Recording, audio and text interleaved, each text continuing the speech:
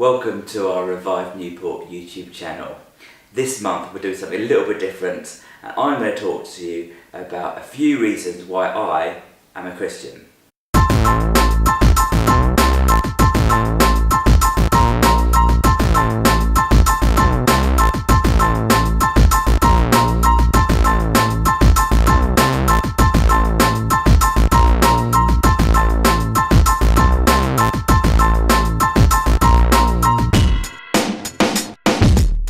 The first reason is the world that we live in. The one thing that we all agree on is that it hasn't always been here, and that at some point it appeared. For me, when I look at the complexities of the world, of the relation from the earth to the moon and to the sun, when I think about the different seasons, when I think about the weather, when I think about gravity, when I think about the amount of animals and plants and trees there are, and when I think about humankind, when I think about myself, and when I think about my son, and I look at him, I can't get away from the fact that this is designed. There has to be a creator, and no matter how many millions of years you put in, I can't ever bring myself to think that it happened by accident or by chance. There has to be a creator God.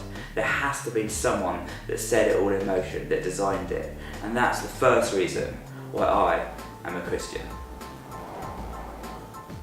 The second reason why I'm a Christian is Jesus. Christians follow Christ, and Jesus was a man that walked the earth. We all know now that he existed. The evidence for his existence in and outside of the New Testament is so convincing.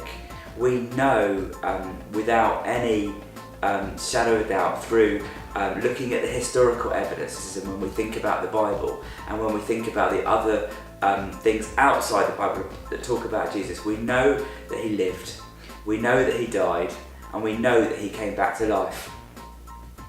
We know that he did miracles. We know that he was a good teacher. We know that he had a huge following.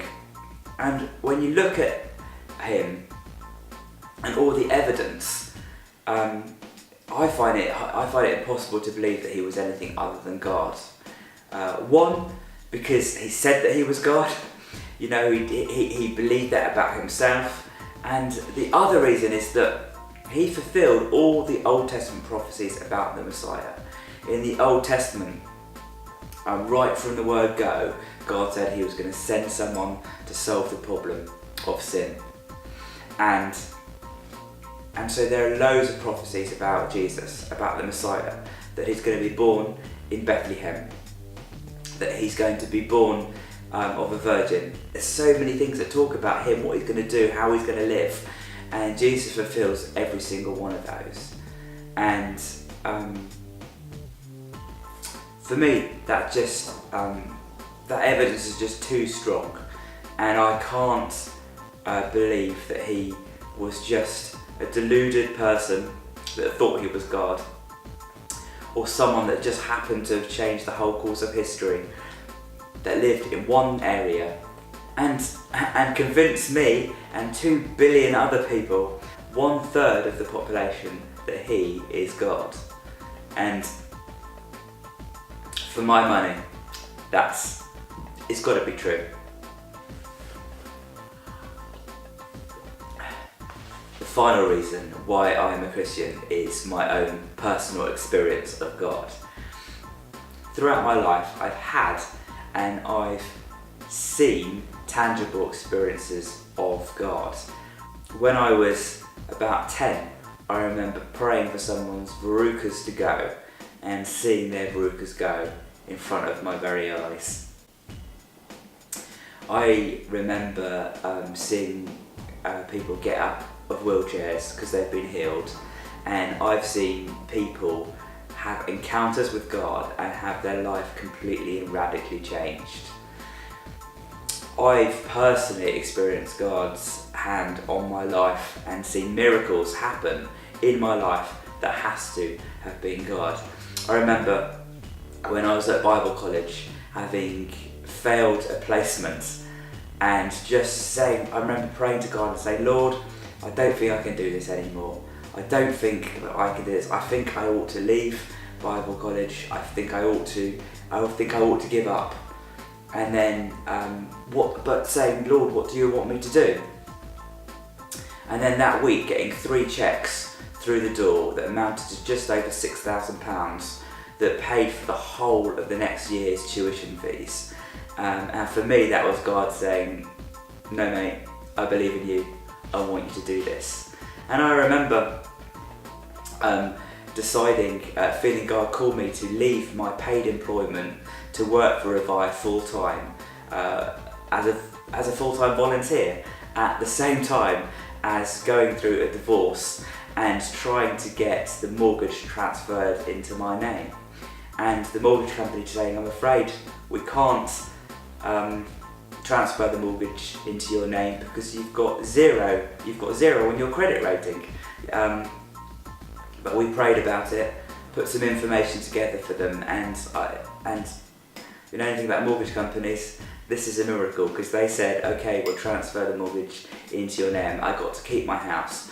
And God, I really feel like that is how God has looked after me in that occasion, but on countless other occasions. I don't play the lottery. I think it's okay if you want to play the lottery, I've got no problems with that, but I don't like my odds in winning. They're just far too pie in the sky for me to even bother. I don't think there's any point in playing. I'd rather invest my money in other things, but I would put my money on Jesus because I believe the evidence for his existence is there. I believe the experience that I've experienced of him, seeing my life, my personal life changed and transformed, seeing him give me confidence that I could never have without him, not belief in anything other than, it's just knowing that God loves me and cares for me. It's just the most freeing and liberating thing. It allows me to live life with purpose, live life to the full, and I could thoroughly recommend it to anyone else. So I don't know what you think or what you believe. This is my feelings, these are my thoughts, this is how I believe. Feel free to disagree, to put comments in the description below. Let me know your thoughts, I'd be interested in them. And if you want to know more about why we do Revive, why the church is committed to love the community, and why someone like myself has chosen to commit their life to loving God with everything they've got and loving their neighbour themselves, then maybe subscribe to this channel, look us up on Facebook and Instagram, and that's all I have to say. Thanks for watching. Take care. God bless.